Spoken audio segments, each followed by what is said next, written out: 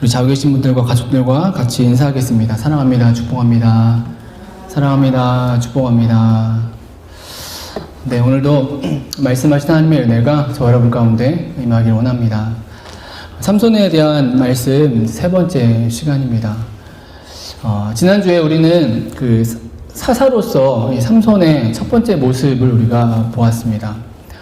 그런데 그 내용이 조금 이상했죠. 이상한 모습이었습니다. 사사임에도 불구하고 이방 여인을 아내로 맞이하겠다고 고집부리는 그런 모습이었어요. 하지만 우리가 말씀을 나누었듯이 그 속에 숨겨진 은혜가 있었습니다. 그 숨겨진 은혜는 그 일이 하나님으로부터 나온 일, 하나님의 일하심이라는 사실이었어요. 그래서 우리가 지난주에 말씀을 들으면서 하나님이 일하신다, 그 일하심에 쓰임받는 그런 인생이 되자라는 은혜를 우리가 나누었었는데요. 정말 사사기 같은 시절이 계속되고 있습니다. 이 시대 속에서 하나님의 일하심을 기대하고 경험하는 저 여러분 우리 그 공동체 교회가 되어지게 되길 간절히 소망합니다. 여러분, 그런데 우리가 지난주에 그런 은혜들을 나누었지만, 그런 은혜를 생각했어도 우리는 삼손의 말씀을 대하면서 계속해서 우리는 의구심을 갖게 된다는 거예요.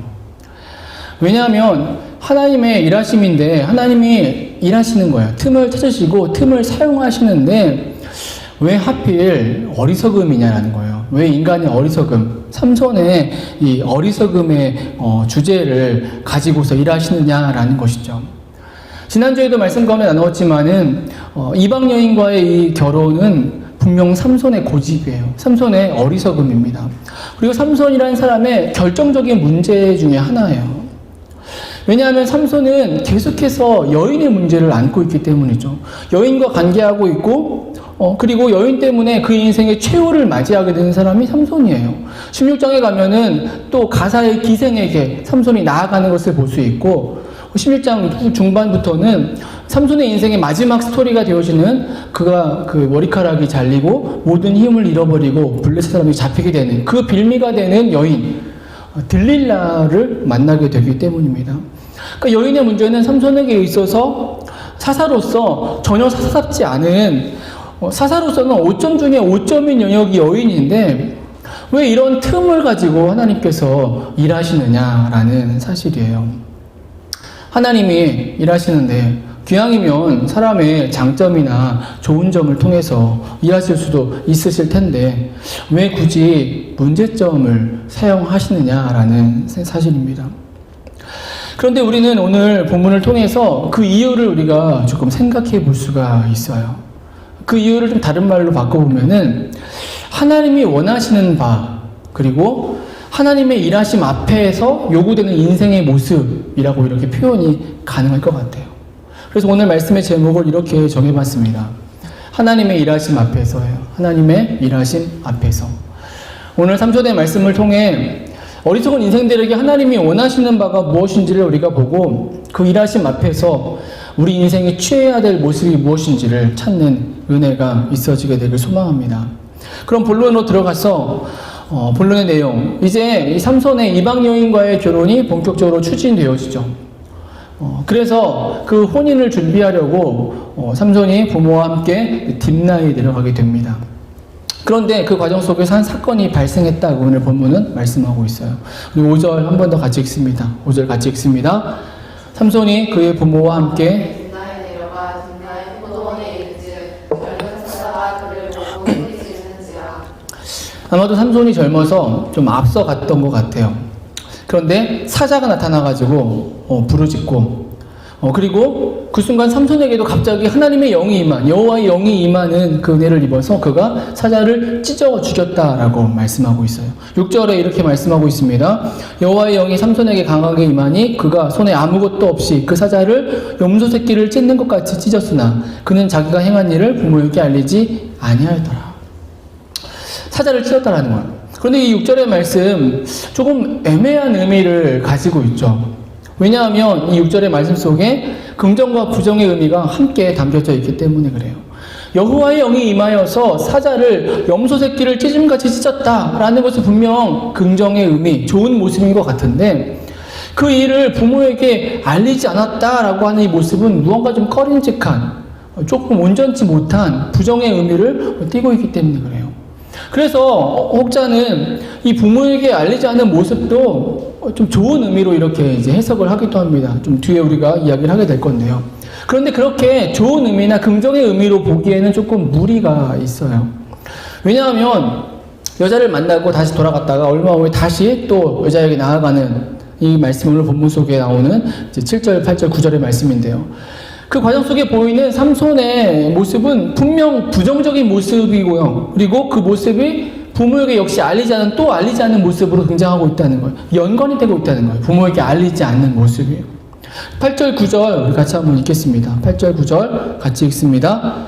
얼마 후에 삼손이 그 여자를 맞이하려고 다시 가다가 돌이켜 그 사자의 죽음을 본즉 사자의 몸에 벌떼와 꿀이 있는지라 손으로 그 꿀을 떠서 걸어가며 먹고 그의 부모에게 이르러 그들에게 그것을 들여서 먹게 하였으나 그 꿀을 사자의 몸에서 떠왔다고는 알리지 아니하였더라.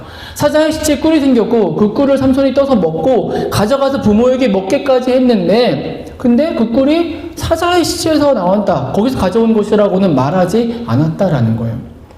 여러분 이러한 상황은 지금 이 본문에 벌어지고 있는 일이 자신의 부모에게 말하기에 적합하지 않은 좀 숨겨야 하는 일인 것을 보여주고 있다는 것이죠. 여러분 오늘 본문의 이 삼손의 모습, 우리는 이 모습을 어떻게 이해해야 하느냐라는 거예요. 흔히 이 본문에 이 사자의 죽임과 그 후에 그 몸에서 나온 꿀을 먹는 이 모습, 설교자들의 설교에서 좀 해석의 차이가 있음을 우리가 보게 돼요. 어떤 설교자는 긍정적으로 해석하고 설교를 합니다. 즉 딥나로 내려가다가 사자를 죽이고 사자의 몸에서 생겨난 꿀을 먹은 것은 삼손이 경험하게 된 은혜다, 특별한 은혜다라고 이렇게 설명을 해요. 그러니까 하나님께서 삼손에게 주신 은혜, 능력이라는 것이죠. 그래서 부모에게 알리지 않은 이유도 다른 이유가 아니라 긍정으로 해석합니다. 은밀한 일이기 때문에, 소중한 일이기 때문에요.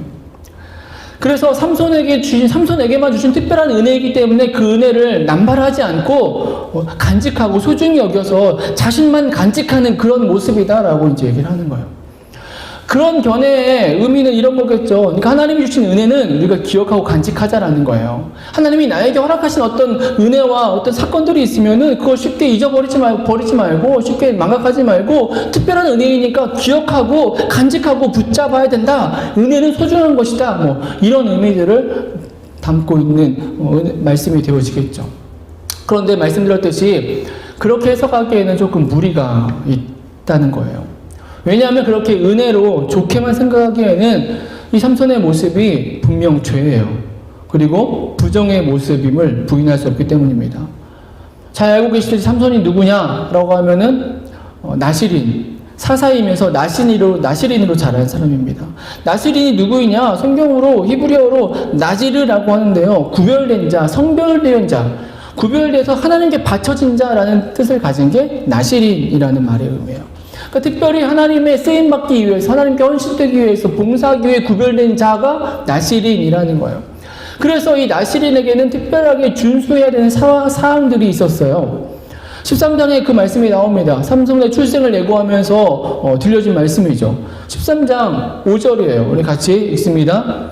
보라, 내가 임신하여 아들을 낳으리니 그의 머리 위에 되지 말라. 이 아이는 태에서 나옴으로부터 하나님께 바쳐진 나시린이 됨이라. 그가 블레셋 사람의 손에서 이스라엘을 구원하기 시작하리라 하시니. 또 14절의 말씀도 같이 읽습니다. 포도나무의 소산을 먹지 말며 포도주와 독주를 마시지 말며 어떤 부정한 것도 먹지 말고 내가 그에게 명령한 것은 다 지킬 것이니라 하니라.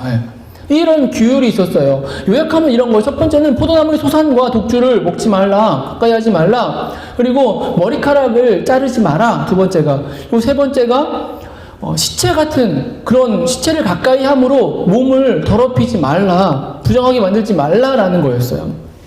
즉 이러한 것들이 나시린으로서 삼손이 지켜야만 하는 규정이었다라는 것이죠. 그런데 삼손이 오늘 본문 속에 죽은 사자의 시체를 만졌고 그 시체에서 나온 꿀을 만져서 먹고 그걸 부모에게까지 전달하고 있어요.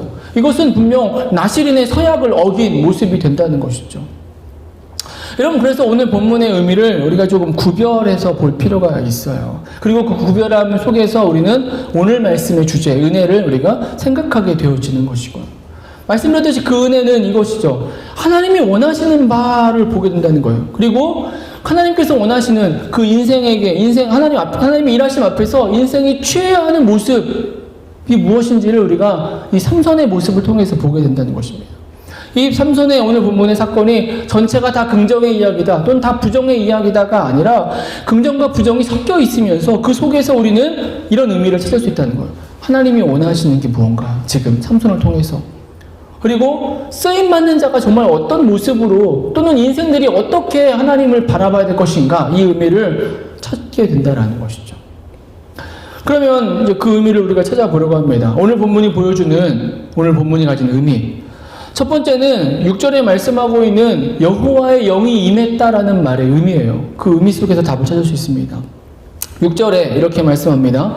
여호와의 영이 삼손에게 강하게 임하니 그가 손에 아무것도 없이 그 사자를 염소 새끼를 찢는 것 같이 찢었으나, 물론 이 말씀 앞에 5절에 등장한 사자, 그 사자의 의미도 우리가 생각해 볼 필요도 있는데요. 그냥 우연히 나타난 사자인지 아니면 하나님의 뜻하심 속에 준비된 나타난 그런 사자인지, 저는 뭐 어떻게 생각해도 큰 차이는 없다고 생각하지만 그래도 개인적으로는 하나님의 계획 속에 있는 사자였을 거라고 생각을 합니다. 왜냐하면 이 사자가 나타남을 통해서 결국 여호와의 영이 임하는 과정을 경험하고 그 사자를 염소 새끼를 찢음같이 그렇게 찢어 죽이는 능력, 그 능력을 행하게 되기 때문이죠. 그래서 어떻게 보면 이 사자 역시 하나님의 일하심 속에 있는 도구가 되어진다라고 말할 수 있을 것 같아요. 그런데 여튼 중요한 것은 사자가 아니라 삼손에게 임한 여호와의 영이죠. 여호와의 영이 임했다라는 거예요. 우리가 계속 들어왔듯이 사사기에 나오는 공식이 있다고 그랬어요. 사사들에게 임하는 공식. 그게 뭐냐? 사사에게 임하는 은혜인데 그 은혜가 여호와의 영이 임한다라는 거예요. 여호와의 영이 임한다는 것입니다. 사사라면 당연히 누리고 나타나는 것입니다. 여러분, 그런데 오늘 본문에 삼손도 역시 그 은혜가 임했음을 보여주고 있는 거예요. 다시 말해 하나님께서 삼손에게 은혜를 베풀어 주신 것이죠. 하나님의 일하심 안에 놓여있는 삼손에게 하나님께서 내가 지금 너에게 능력을 주고 있다, 함께하고 있다, 하나님의 뜻하심을 여호와의 영이 임하는 과정을 통해서 보여주고 계신다라는 거예요. 오늘 이 시간 이 삼손에게 있었던 이런 은혜가 오늘 우리 안에도, 저와 여러분 안에도 있어지게 되길 원합니다. 하나님의 백성으로 부름받아서 사명을 기억하고 그 믿음의 길을 걸어가는 우리 인생들입니다. 그렇다면 우리에게도 이 여호와의 영이 임함을 통해서 하나님의 은혜를 입고 하나님의 함께하심을 경험하는 능력들을 경험해야 된다는 거예요. 정말 그런 은혜가 있어지게 되길 주님의 이름으로 축원합니다. 그런데 우리는 조금 더 들어가서 이 여호와의 영이 임함에 보다 더 깊은 의미를 우리가 생각해 볼 수 있다는 거예요. 여러분, 그게 뭐냐? 깨달음이에요. 깨닫게 하심의 의미가 있다는 것입니다. 그러니까 여호와의 영 임했다 그러면은 뭔가 우리는 신비한 능력과 신비한 경험과 체험을 먼저 떠올리기 쉬운데, 오늘 본문 속에서 이 이상한 삼손의 이야기 속에서 우리가 보게 되는 것은 여호와의 영이 임함을 통해서 하나님은 삼손에게 깨닫기를 원하신다는 것, 삼손이 깨닫게 하기를 원하신다는 것입니다. 오늘 본문에 삼손 여호와의 영이 임했습니다. 그런데 이 여호와의 영이 임함을 통해서 대단한 일을 행하지 않았어요. 여러분, 보통 사사들에게 여호와의 영이 임하면 그 사사들이 무엇을 했느냐? 무엇을 했습니까? 성경에 보면 우리가 보아왔지만은 전쟁을 하게 돼요. 그냥 여호와의 임해서 그냥 자기가 기뻐하고 만족하고 내가 하나님의 영의 능력을 경험했어라고 그냥 즐거워하는 것이 아니라, 자기 만족이 아니라 여호와의 영이 임한 다음에는 그가 사사로서 행했다는 거예요. 능력을. 그 능력의 대부분이 전쟁이었어요. 전쟁 같은 큰 일을 앞두고 하나님이 여호와의 영을 부어주셨어요. 그 은혜를 누리게 하신 것입니다. 그런데 오늘 본문은 어때요? 여호와의 영이 임했는데 삼손이 무엇을 했는 것 같더니 그냥 사자를 죽였다는 거예요. 사자를. 뭐 사자가 공격해 온 것도 아닌데 사자를 찢어 죽였어요. 물론 사자를 염소 새끼처럼 가볍게 찢어 죽였으니까 대단하다, 능력이 있다, 뭐 대단한 은혜를 입었구나, 이렇게도 뭐 말할 수 있을지 모르겠지만, 다른 사사들에 비하면, 다른 사사들의 행한 일에 비하면 고작 여호와의 영이 임해서 사자를 찢어 죽인 일이 그렇게 위대하고 대단한 업적이 될 수는 없다라는 것이죠. 따로 있다는 거예요. 사자를 죽이게 한 여호와의 영이 임함의 진짜 의미는 따로 있다는 거예요. 우리는 그것을 이 삼손의 시대와 오늘 본문에 비춰지고 있는 삼손의 모습, 삼손의 어리석음을 통해서 우리는 알게 됩니다. 삼손의 어리석음, 그 어리석음에 반하여서 일하시는 여호와 영의 임함, 우리는 그 의미 속에서 그 참 의미를 보게 된다는 것이죠. 즉 여호와의 영이 임하는 이 놀라운 사건 속에서, 사건 앞에서 삼손이 행하는 모습은 어리석음이에요. 범죄한 모습이에요. 나신의 서약을 깨는 모습이었다라는 거예요. 그리고 이 모습이 삼손에게 임한 여호와의 영의 진정한 의미를 우리에게 말씀하고 있다는 것입니다. 여러분, 다시 말씀드리면 이 삼손의 시대는 어떤 시대냐? 무너진 시대라고 얘기했어요. 완전히 무너진 시대. 그래서 블레셋의 다스림이 일상이 되어진 시대라고 얘기를 했습니다. 그들의 억압을 받지만 그들의 통치를 받는데 그것이 고통이 아니라 그 고통으로 여기지 않고, 그렇기 때문에 이스라엘 백성들이 이 시대 속에서는 하나님을 향해 부르짖지도 않는 시대라고 얘기를 했어요. 그게 이 시대의 모습이라는 거였습니다. 그런데 어쩌면 사사로 세워진 삼손의 모습도 이 시대와 별반 다를 바가 없다라는 거예요. 그것이 우리가 앞에서 본 이방 여인과 결혼하겠다라는 모습이고요. 이방 여인을 좋아하는 모습이고요. 나실인의 규례를 그냥 별 생각 없이 그냥 깨트리는 모습이라는 것이죠. 즉, 이런 삼손에게 지금 여호와의 영이 임한 거예요. 하나님의 큰 능력이 임한 것입니다. 이 영이 임했다라는 것은 이 삼손에게, 이런 무너진 삼손에게 지금 하나님께서 일하고 계시는 것이죠. 일깨우는, 깨닫게 하시는 의미를 행하고 계신다라는 거예요. 삼손이 누구이냐 말씀드렸습니다. 나시린으로 준비된 자였어요. 사사로 쓰임받는 자입니다. 한 시대를 구원할 자로 하나님이 준비시킨 자, 세우신 자라는 거예요. 그런데 실은 그가 오늘 본문 속에서 하나님의 영이 임하는 순간을 통해서 정말 그에게 필요한 것은 무엇이냐? 전쟁 같은 일이 아니라 그가 먼저 깨닫는 모습이 되어져야 했다는 거예요. 준비된 자니까, 특별히 준비된 자니까 그냥 자신의 그 뜻 안에서 난 준비된 자니까, 내가 이런 배경을 가지고 있으니까 내가 이렇게 하나님의 일을 행할 거야 라고 그렇게 말하는 존재가 아니라, 하나님의 영에 이끌리는 자로, 하나님의 계획하심에 이끌리는 자로 오늘 이 순간에 하나님의 영의 임함을 통해서 자신의 사명, 자신의 존재를 다시 기억하고, 내가 누구인지를 기억하고, 내가 해야 될 일이 무엇인지를 다시 기억하고 붙잡아야 되는 것. 여러분, 이것이 오늘 본문의 여호와의 영의 임함에 더 직접적인 의미가 되는 것이죠. 삼손이 여호와의 영의 임함, 이 사건 앞에서 그가 정말 누려야 될 것은 뭐였느냐? 내가 이렇게 무너진 자였고 무너진 시대 속에 서 있지만 정말 하나님이 나에게 임하셨구나, 나에게 성령의 능력을 부어주셨구나, 내가 하나님의 사람이구나 라는 것을 그가 자각하고 느낄 수 있는 것. 여러분, 이게 이 삼손에게 임한 여호와의 영이 가지고 있는 더 의미가 되어진다는 것이죠. 하나님은 삼손에게 여호와의 영을 임함의 은혜를 주셨습니다. 이 은혜를 통해서 삼손은 다시 깨달았어야 된다는 거예요. 이 은혜는 삼손에게 너는 하나님의 사사다, 너는 하나님의 사람이야, 너는 사사야, 너는 이 시대를 구원할 자야, 쓰임받는 자야, 놀라운 일을 행할 거야, 그 은혜를 붙잡고 회복하는 그 순간이 되어져야 했다는 거예요. 여러분, 이러한 모습은 어쩌면 오늘 이 시대에도 임하는 모습, 우리에게 임하는 하나님의 은혜라고도 말할 수 있어요. 하나님의 일하시는 방식, 순서라고도 말할 수 있습니다. 하나님께서 하나님의 일을 행하실 때에 그냥 되는 대로 인간의 그 상황과 형편을 무시하고 초월해서 그냥 하나님의 원하시는 대로 행하시는가? 여러분, 그렇게 하지 않으세요. 하나님은 철저하게 하나님의 계획에 따라 행하시지만 그 안에서 상황과 쓰임받는 자와 그 시대를 보고 일하신다는 거예요. 역사하신다는 것입니다.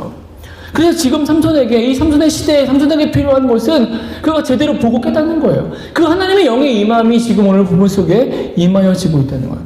비록 그가 어리석어서 여인에게 관심이 가 있고 그의 삶이 무너져 있지만은, 그럼에도 하나님이 그에게 은혜를 주셔서 그로 하여금 다시금 깨닫게 자신이 어떤 사람인지를 보게 하고 계신다는 거죠. 하나님이 원하시는 바가 여기에 드러나고 있다는 거예요. 사사에게 원하시는 바, 이 삼손이라는 사람에게 원하시는 바는 그런 의미를 가지고 있다는 것입니다.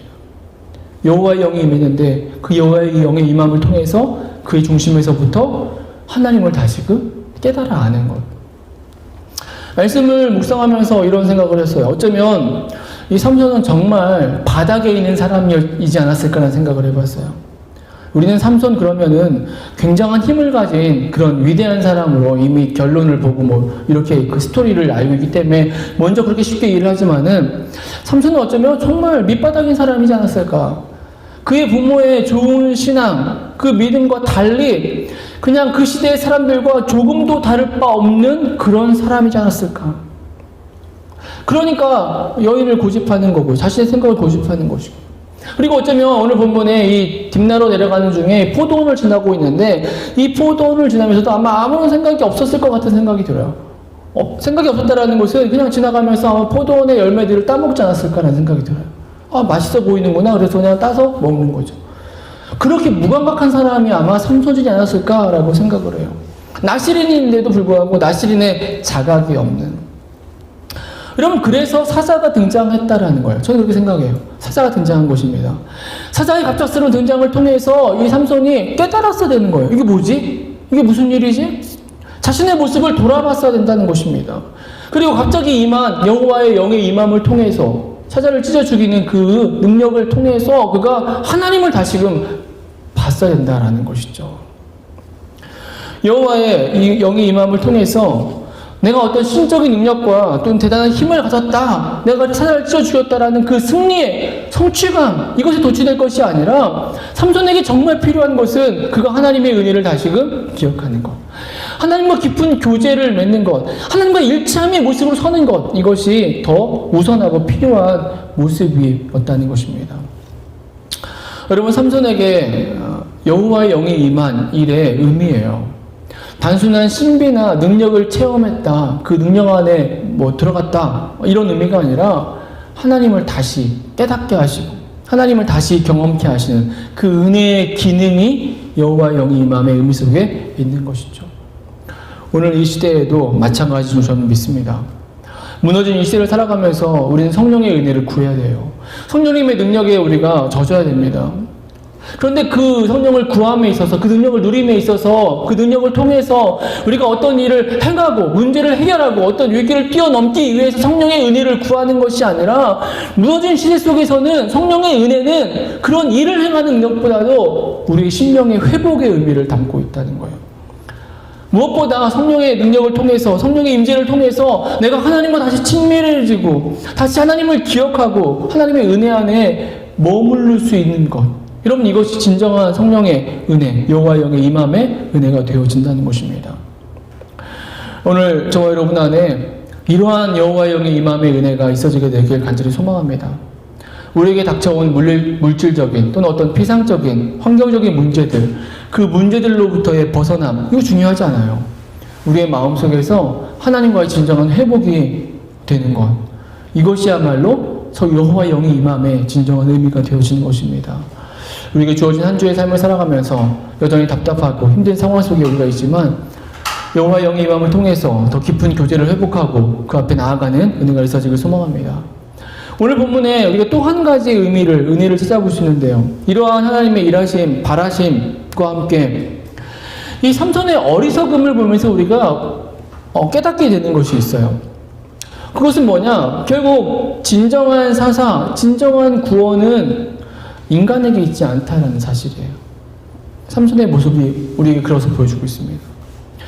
여호와의 영이 임하는 경험을 했어요. 근데도 삼손은 깨닫지 못했다는 거예요. 그래서 8절, 9절에 말씀하고 있듯이 사자의 그 죽음을, 시체를 가까이 하고 꿀이 있네, 꿀을 먹고. 여러분 이것은 삼손의 사사답지 않은 모습이라는 것입니다.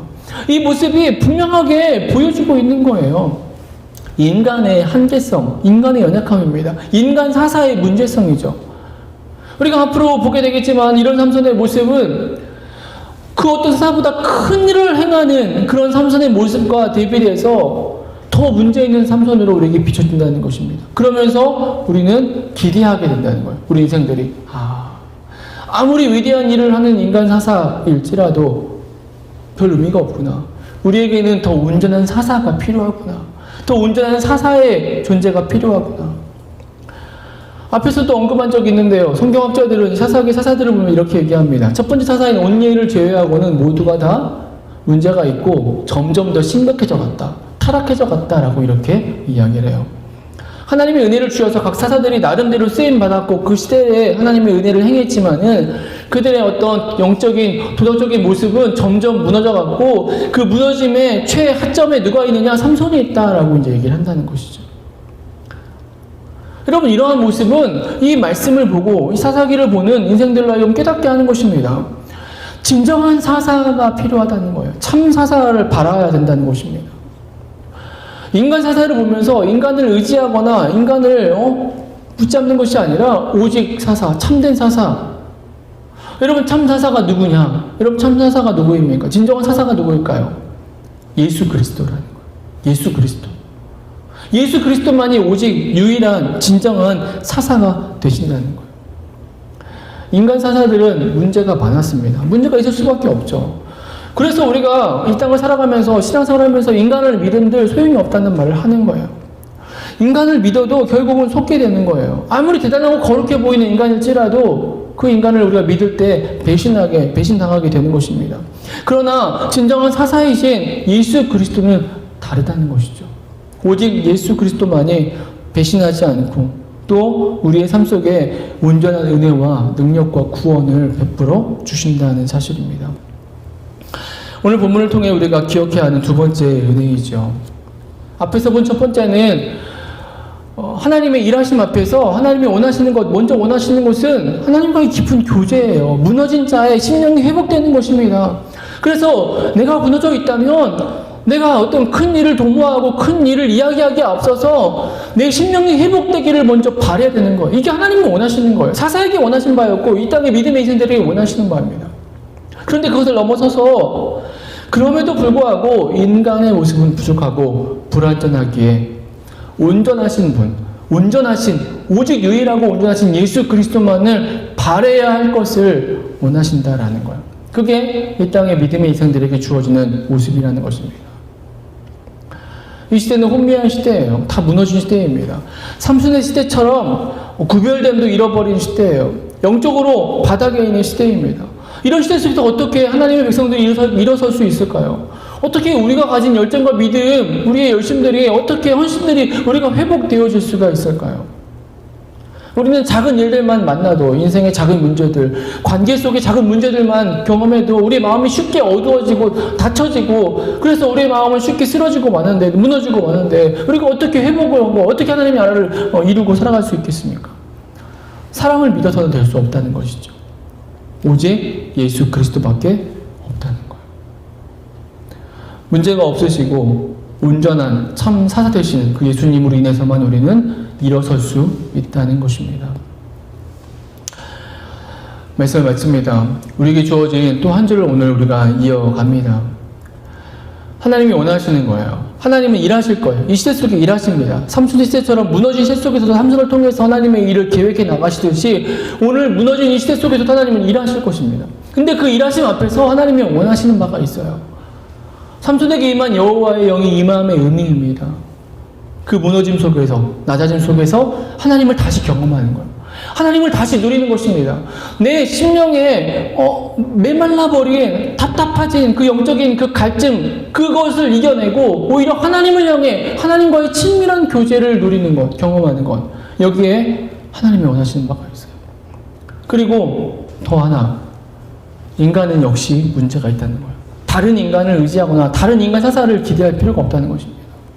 오직 참사사이신 예수 그리스도만을 바라고 구하고 그 앞에 나아가야 된다는 것입니다.